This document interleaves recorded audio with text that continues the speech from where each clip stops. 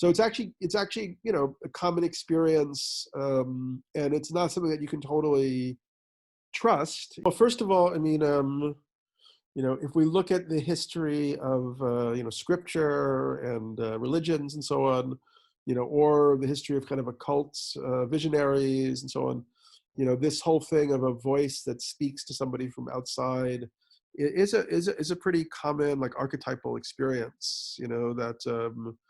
Everybody from Moses to Aleister Crowley to the poet Yeats's wife, to Muhammad, to Joseph Smith and the Mormons. I mean, it's something that seems to happen to people Mm. when they pursue kind of you know mystical spiritual insight or whatever. And so you have to be careful, because and often these voices which have spoken through people. And there's a very interesting book by Julian James called The Origin of Consciousness and the Breakdown of the Bicameral Mind.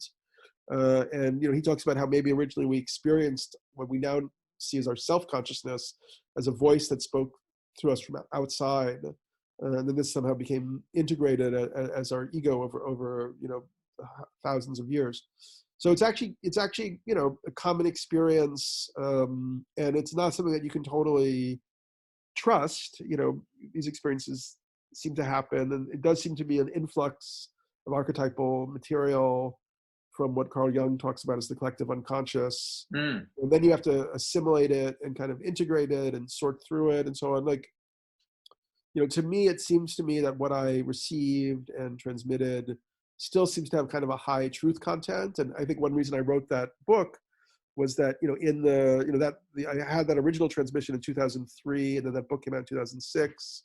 And then, if anything, the things that were discussed and prophesied in that book seem, if anything, more relevant today, in that we do really seem to be moving towards, we're deeper in like a pressure cooker, where a lot of what we took for granted, seems like it's being dismantled, taken away from us, Mm. threatened.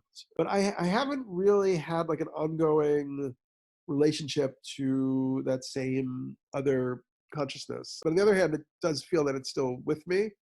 I can't say that if I'd had other visionary downloads like that one, I would have written them up and reported them. So it's kind of like a both and answer in a way.